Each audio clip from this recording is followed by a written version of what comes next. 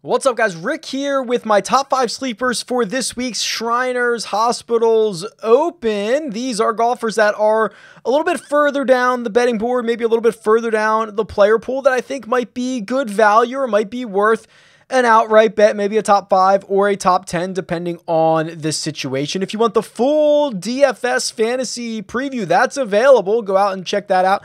YouTube.com/RickRunGood. It's on the channel right now. But otherwise, these are 5 golfers that I think provide a bit of value. Let's jump into it.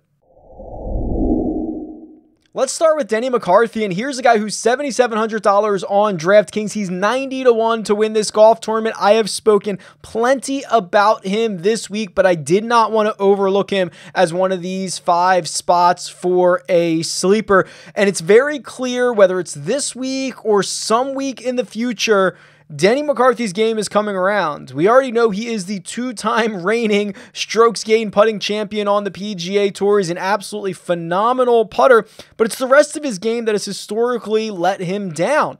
But not so much anymore. Since the 3M Open, his last 6 measured events, he has gained a total of 12.9 strokes on approach. To put that into perspective, he lost 15.9 strokes on approach over the previous 6 events. So here's a guy who may have really found something. It may really be clicking with the full swing for Denny McCarthy. And if you get him at a course that turns into a putting contest like the Shriners has sometimes historically turned into a putting contest where you've got to be 20, 21 under par, 22 under par to win this event, it feels like a great spot to deploy him, but I am very bullish on the future of Denny McCarthy this week, next week, and whenever week in the future. It seems like he's a guy to keep an eye on because things are certainly trending in his direction.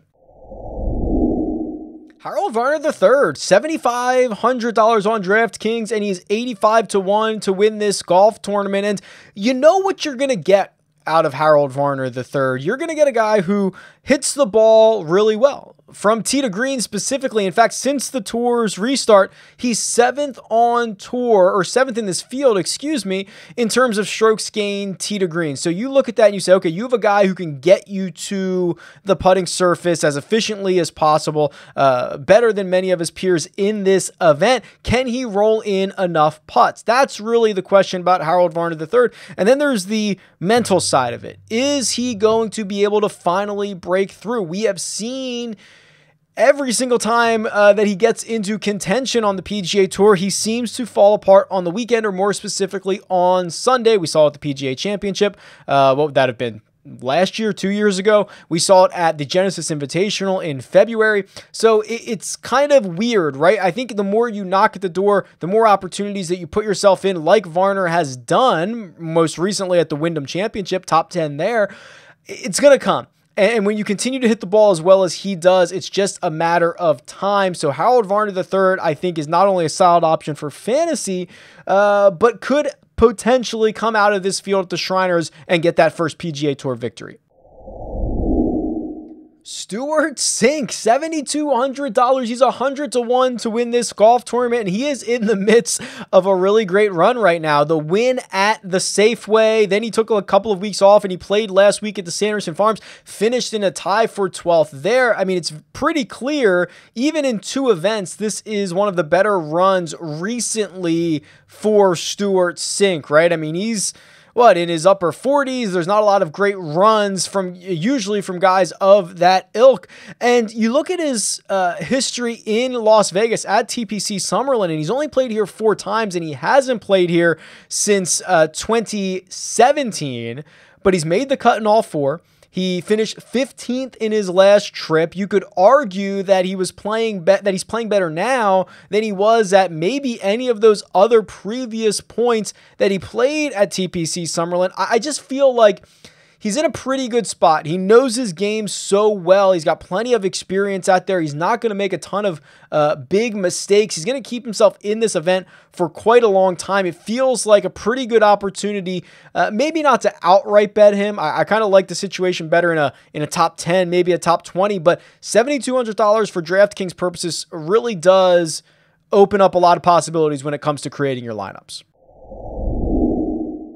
Christopher Ventura at 7,100 and 110 to 1 to win this golf tournament. And this might be the worst kept secret in terms of sleepers for the week, because I imagine he's going to be fairly popular for DraftKings purposes because he's on a bit of a heater right now. You know, he gets into the Shriners this week thanks to that top 10 finish last week at the Sanderson Farms. He finished 6th. It's his second top 10 finish in his last 3 starts. He's on a roll right now. He also finished 7th at the Safeway, and I look at how he does it. There's a rare type of player, and, you know, forgive me for Patrick Rogers, who missed the cut last week, but honestly played well for his last 27 holes, but there's few golfers like a Patrick Rogers, like a Christopher Ventura, who hit the ball well off the tee, they gain strokes there, and they can roll the rock, and they putt really well. Those two things don't usually go together. I mean, last week at the Sanderson Farms, Christopher Ventura gained over 4.5 strokes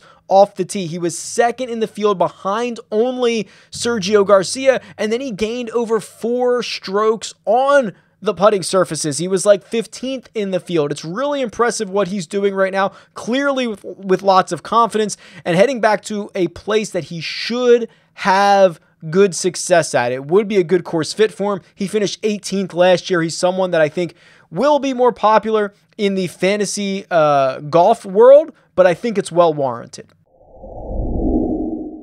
And then finally, Pat Perez is $7,000 on DraftKings. He is 110 to 1 to win this golf tournament. And I've been on the record, I'm not a huge Pat Perez fan because of how he usually has success, which is find a hot putter and see how far that can take you. And that's usually not the type of golfers that I want to invest in, but let's be real, sometimes you have to throw that out the window. I mean, Pat Perez, the fact that he's a good putter, there's certain places that plays better, specifically here at TPC Summerlin, if this does turn into a bit of a birdie fest and a bit of a putting contest. And clearly something's going right for him at TPC Summerlin. He finished 3rd here last year. He finished 7th in 2017. He did have a stretch from 2014 to 2016 in which he missed the cut 3 straight years. But even if you go back to 2010, he had a 14th place finish there. So his last 6 trips, 3 missed cuts, 3 top 15s. I'm willing to embrace the volatility because I think that's what you get out of Pat Perez. There are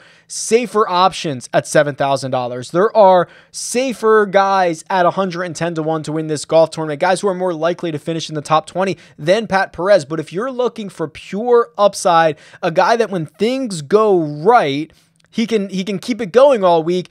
When things go sour early, he kind of checks out and moves on to next week. But Pat Perez in Vegas has been a thing for his last couple of trips. I think he can get hot. It does not come with any sense of security or comfort for me, but I do think that Pat Perez is a pretty decent GPP flyer or just a dart throw on the betting board this week. There you have it. Those are 5 guys that I'm interested in further down the betting board. Let me know who I missed. Tweet me at RickRunGood or leave a comment below. Best of luck in Vegas this week, and I'll talk to you guys soon.